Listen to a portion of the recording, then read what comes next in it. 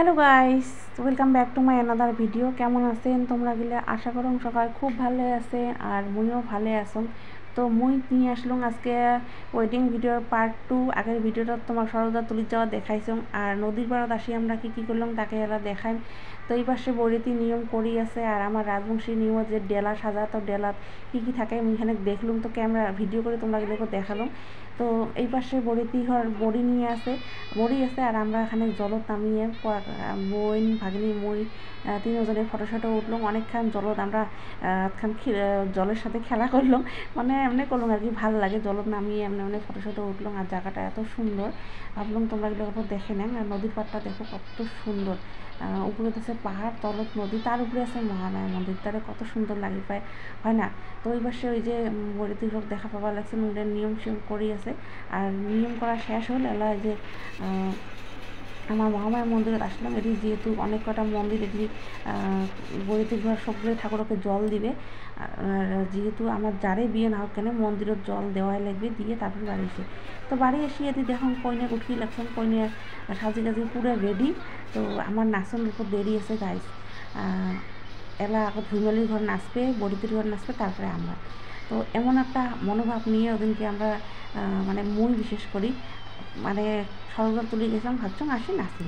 তো তারপরে ওই যে ফ্যামিলি ঘর দিল ঠক, কয় কি এলা নাচে তোমার হবার নয়, আমার এখন বিয়ের নিমন্ত্রণ আছে, ওটি ওপর বাজিয়ে আসবো, তারপরে তোমার রাতে কত নাচবেন। এত রিকোয়েস্ট করতাম গাইস, কিন্তু আমার কারণ না বলে টাকা করে আমাকে একদমই মানে সুযোগ দেয়নি নাচির। তো কি আর কর্ম, উপায় নেই, মন টন বেয়া করে আসি।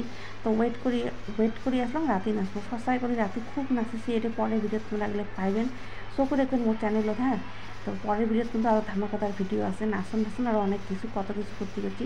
তো এই যে বড়িতে ঘর এলা ভক্তি টক্তি দিল এলাম মানে নাচতে। আর ওই পাশে বাড়ির চারিপাশে ভর্তি মানুষ, আমরা আশা করি এসে সবাই নাচবে, আমরা দেখবে, কিন্তু সেটা তো আর হলে না। তো নিমন্ত্রণীয় আসে গেছে, কইনেও রেডি। তো কইনেরা যাবে আসরত বসে, নিমন্ত্রণে যেহেতু অপেক্ষা করি আছে তার জন্যে। তো তারপরে কয়েকটা নিয়ম আরও বাকি আছে, মানে জানেন আমার রাজবংশী বিয়ে মানে বহুত নিয়ম, মানে কইনে সাজারই টাইম না পায় এমনও হয়, সঁচা কথা এটা আর কি। তারপরে কইনে যে ভালোই হয়েছে আগতে সাজে রাখছে। আর এলা এই যে তোমরা এগুলো করলাম, কয়েকটা নিয়ম বাকি আছে। ওই যে বড়িতির ঘর এলা হলদি লাগাইবে, আর আমরা এলে দেখিয়েছি খাড়ায়। আর ক্যামেরাম্যান দেখো কত যে ফটো, আজকে কইনের আজকে স্পেশাল দিন, কইনের কত যে ফটো উঠি আছে, ভাল লাগে, উঠেও লাগে। তো আর আমরা চারিপাশে ক্যামেরা কইনের যখনই বাইরে করে সবাই খালি মোবাইলটা রেডি, বিশেষ করে মুই। তো তারপরে এলে নিয়ম করি, এরা কইনে যাবে বসি আসরত।